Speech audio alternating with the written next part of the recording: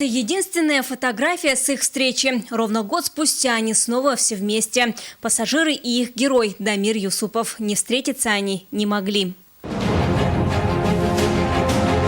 Эта история теперь уже история одного подвига. Из Москвы на отдых в Крым летели семьями. На борту было много детей. Всего 226 человек и 7 членов экипажа. Буквально в первую минуту полета в двигатели попали птицы. Моторы отказали, и командир судна Дамир Юсупов принял решение сажать машину на ближайшее кукурузное поле, не выпуская шасси. Людей эвакуировали по надувным трапам. Многие только на земле осознали, что произошло. Экипажу аплодировали, как после мягкой посадки. Спасены были все.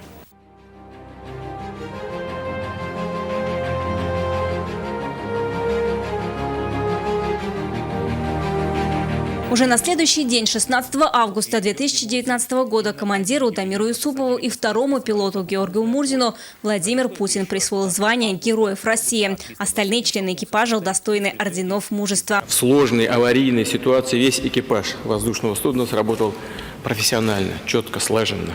Они смогли посадить самолет буквально в чистом поле и спасли десятки жизней. Это награда большого количества людей, тех, кто нас подготовил, тех, кто нас поддерживал. Герои России стали настоящими звездами. Их узнают, с ними фотографируются. Но даже при таком большом внимании всей страны Дамир Юсупов остается по-прежнему скромным человеком. Он и сегодня пилот уральских авиалиний. А в первые рейсы, когда пассажиры узнавали, что их командир корабля Дамир Юсупов, аплодировать начинали до взлета. Пилот тогда просто перестал называть свою фамилию. Но среди пассажиров авиакомпании уже ходит байка о том, что если командир воздушного судна не говорит, как его зовут, значит, это и есть тот самый летчик.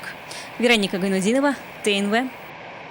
Все новости дня в выпуске программы «Новости Татарстана» на YouTube-канале ТНВ. Подписывайтесь.